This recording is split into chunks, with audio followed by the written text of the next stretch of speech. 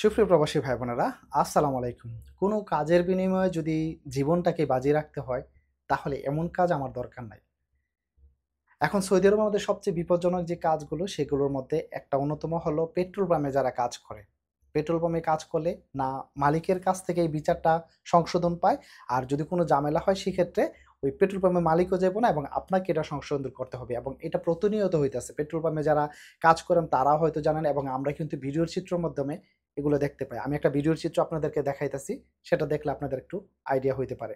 তো পেট্রোল পাম্পে যারা কাজ করে এই প্রবলেমগুলো কিন্তু প্রতিনিয়ত হইতাছে।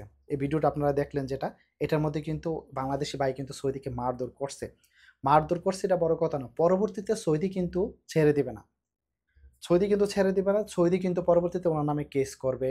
তারপর পুলিশ দিয়ে ধরাবে। তো সেই ক্ষেত্রে উনার জেল জরিমানা হবে। কেসটা কিন্তু থাকবে। আর কেস যতদিন পর্যন্ত থাকবে, ততদিন পর্যন্ত কিন্তু ওই ভাইটি বাংলাদেশে যেতে পারবে না। তো এই প্রবলেমগুলো কিন্তু উনাকে ফেস করতে হবে। এখন আপনি দেখেন, আমি আরেকটা কথা বলব, যারা পেট্রোল পাম্পে কাজ করে তাদের ক্ষেত্রে দেখা গেল যে অনেক ক্ষেত্রে পেট্রোল পাম্পে পেট্রোল নেওয়ার পরে তাহলে টাকা না দিয়ে কিন্তু অনেক সৌদি আছে বাইকে চলে যায়। আমরা এটা ভিডিওতে অনেক সময় দেখি, বাইকে চলে যায় এবং তার সুদ্ধা নেয়া যায়। যে পাইপ সুদ্ধা কিন্তু ছিঁড়া নেয়া যায়। অনেক সময় দেখা গেল মারধর করে, অনেক সময় দেখা গেল যে গাড়ির ভিতরে বইরা নিয়া যায়।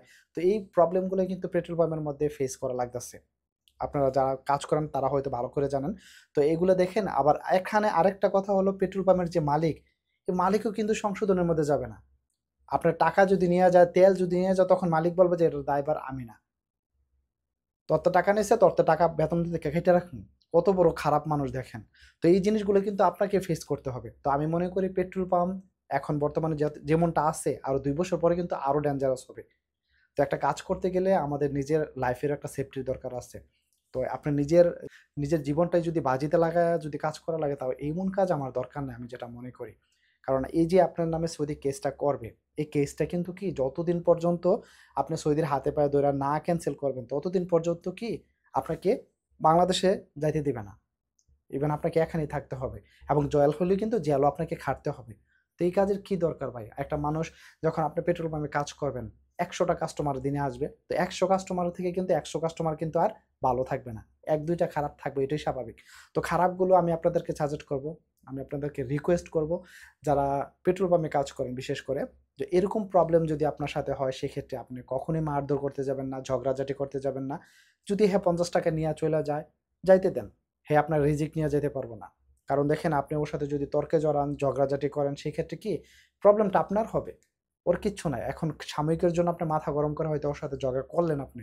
করার পরে দেখা গেল কি ও সৌদি যদি আবার পরবর্তীতে আপনার নামে কেস করে, পুলিশ নিয়ে আসে, তাহলে কিন্তু আপনার এইগুলা এক্সট্রা একটা প্যারা নিতে হবে এবং এই ঝামেলাটার মধ্যে আপনাকে জড়াইতে হবে। তো যাই হওয়ার হইছে, আপনারা যদি পেট্রোল পাম্পে কাজ করেন, একটু শান্তশিষ্টভাবে মাথা ঠান্ডা রেখে কাজ করবেন, আশা করি ইনশাআল্লাহ এরকম প্রবলেমগুলোতে আপনাকে পড়তে হবে না। সবাই একটু ভিডিওটি শেয়ার করে যারা পেট্রোল পাম্পে কাজ করে তাদেরকে দেখার সুযোগ করে দিবেন। আসসালামু আলাইকুম।